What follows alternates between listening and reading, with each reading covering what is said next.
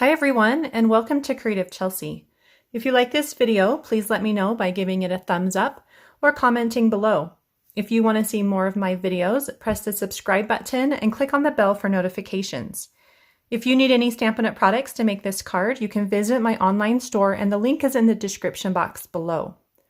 When you purchase Stampin' Up! Products through me, you can earn free products. Check out my current customer appreciation products on my blog, and the link is below as well. Today, I'd like to share with you my last April 2021 Artisan Design Team Showcase project. So this is card number 3 out of 3, and you can see the other projects for April as well as past projects by clicking on the playlist that I've linked in the top right corner.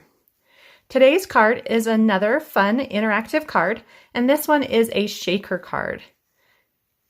I love how simple this card is to put together and those fun shaker elements.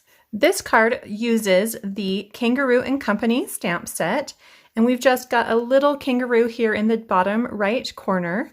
And then it really focuses on using the Sweet Little Valentine's Card and More pack.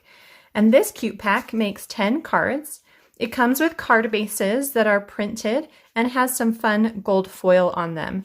And you can see here on the card that we're repurposing that card base and adding that fun stripe pattern to the background.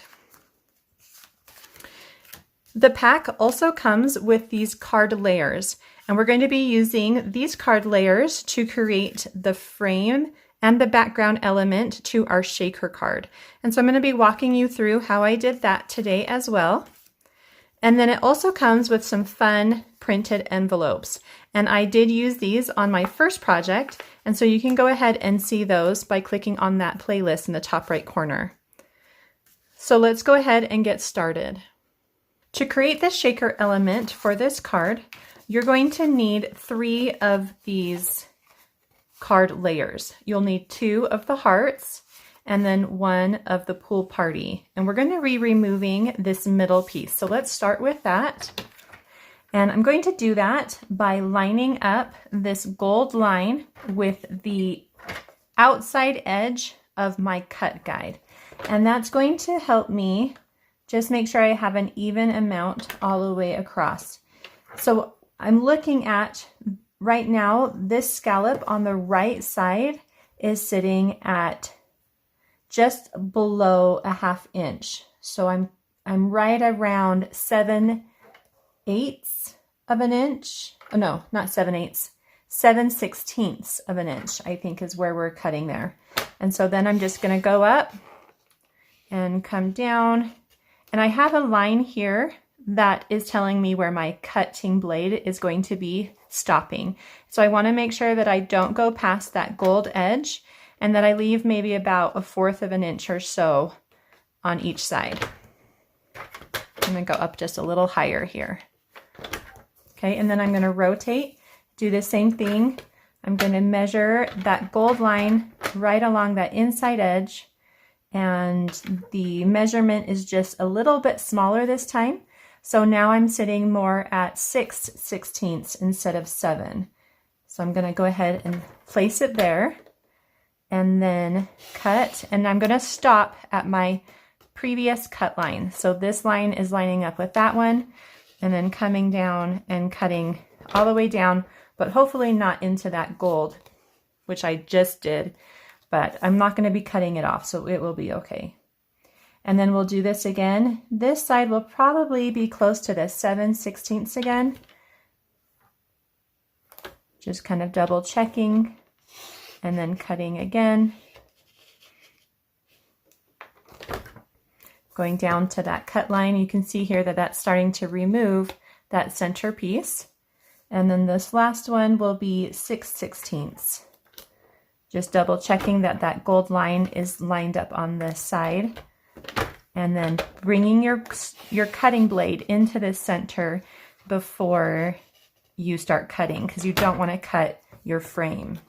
And then if you do have any areas that aren't connected, you can just take a pair of paper snips and just finish cutting all the way to that line. So you have a nice clean frame that comes out of there. And then we're going to now remove the scallops from one of these. And the reason we're doing that is just so that they don't accidentally show underneath our frame. So we're just going to cut right along that gold line on the outside. So I'm just eyeballing this. It doesn't need to be perfect. This is going to be our back piece. And then this piece is actually just, all we're using is this little love you at the bottom, and that's going to go on the top.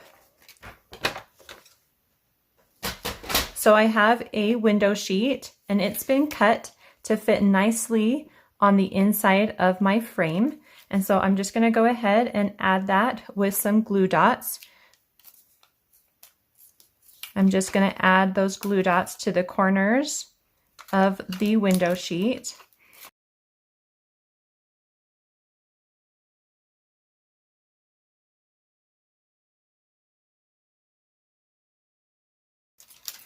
And then place that so that the window sheet is covering that opening that we just removed. Okay, I'm not sure if you can see that little bit of reflection there. So my next step is to take some foam strips and place them around the outside edge of my background piece.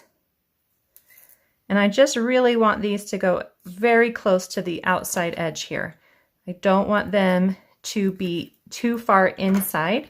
And so I'm keeping them on the outside of the skinny gold line that's the closest to center.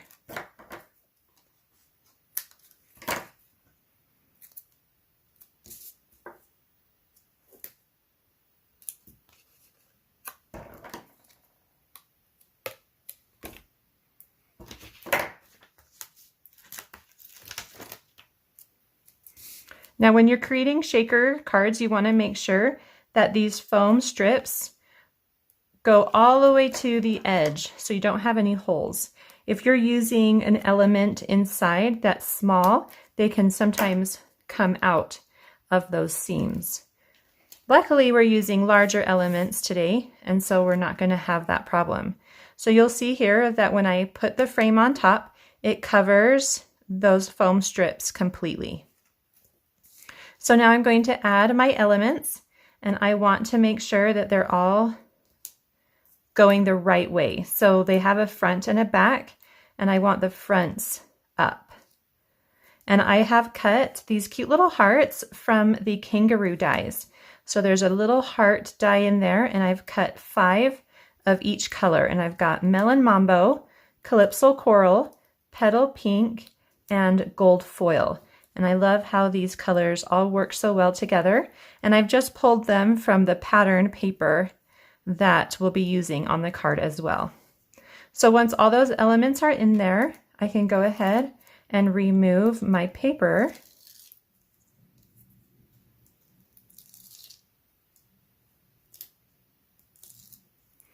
And then you just want to slowly add this to your card, making sure you don't see that foam.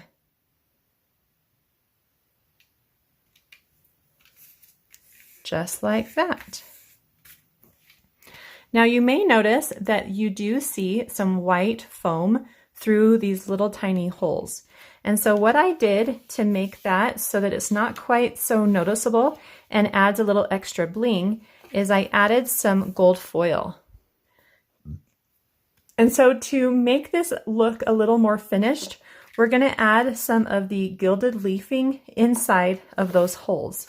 And so to do that, I always put my gilded leafing into a Tupperware container. And then you're just going to take this and rub it inside those little holes, and the adhesive will hold on to it.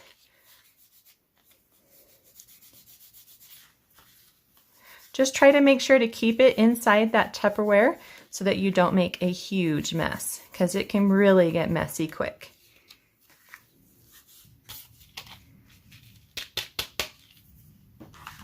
So once that's in each of those holes, I did do a little cleanup with a hand vac because that gilded leafing can get everywhere. And it's funny because I've noticed that I actually did get some on the inside of my shaker card. And I'm not exactly sure how that happened, but I do love just having those little gold flecks in there as well. So you can see how that just completes and makes the card look more finished by covering in those holes. All right, so let's go ahead and finish our card. I've got a card base here of Petal Pink, and I'm just gonna go ahead and fold it along the score line. And then I'm adding a piece, and this is 4 1/8 by 5 3/8, and I'm just going to add it to the front. I have embossed it with the Subtles embossing folder. And if you don't have it, then you can also use a different texture for that front piece if you want as well.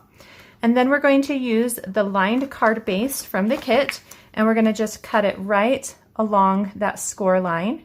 So that's gonna be about 3 1/4 inches. And then we wanna make sure it fits on our card. So we're going to trim it to 4 1/8, just to be exactly the same size as the Petal Pink that we just added. And we're going to add this with some adhesive. And we'll place it right in the center of our card. So just kind of eyeball that.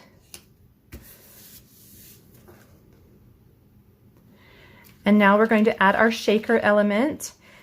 I'm going to add it with some strong adhesive, and I really love the tear and tape. So I'm just going to place this on both ends and then a little bit in each center. You could also add this with some liquid glue. A liquid glue would work really nicely because you could then position it a little bit before it dries to make sure it's in the center of your card.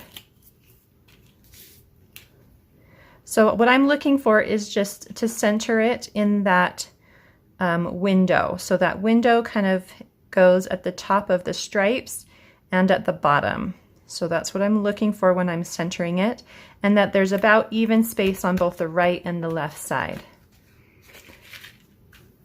And now we're going to create the little element here. Now, if you don't have the Kangaroo stamp set, you could also use a really pretty flower here and then add the love you on top of that. That would work as well. So for this card, I wanted the kangaroo to be facing the opposite direction. So you can see here that it's facing to the left, but I'd like it to face to the right so that it was looking into the window for my shaker. And so I'm going to show you my reversed stamping technique. Because I'm using a photopolymer stamp, I need to have my foam mat in my Stamparatus, and I'm using a silicone craft sheet. I'm going to place my image right here in the center and then just add these magnets to the outside. I'm going to pick it up with my hinge and then ink it up with the Early Espresso ink, which is what I'm going to stamp the kangaroo with. And I'm just going to stamp him down onto the silicone craft sheet a couple times and make sure to do good pressure so that I get a nice even image each time. So once that's done, I'm going to now take a piece of basic white cardstock and lay it directly over that image and then stamp again once again. Now I don't really need to re-ink because this is the reversed side, and I want to use this back side from the ink that was laid down on the silicone craft sheet. So now that we have that done and we've got the reversed image, we're going to cut it out using the coordinating die. So because our image is backwards, I'm going to need to flip it over to the correct side and line up the die.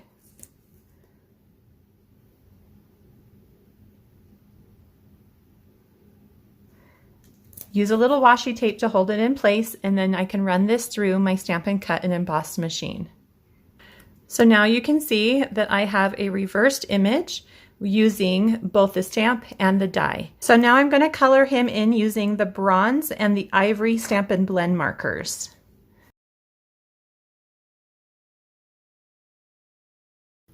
Once you have finished coloring in your kangaroo, you're going to remove the Love You heart from another one of the card layers.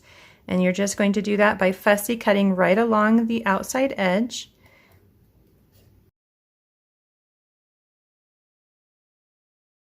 On the back of the heart, add a little bit of adhesive. I'm going to use some tear and tape. And we're going to place 10 inches of white twine on the back to create a bow. So just wrap any extra adhesive onto the back. Start by finding the center of the twine and placing that in the middle. And then you can just go from one side of the heart to the other.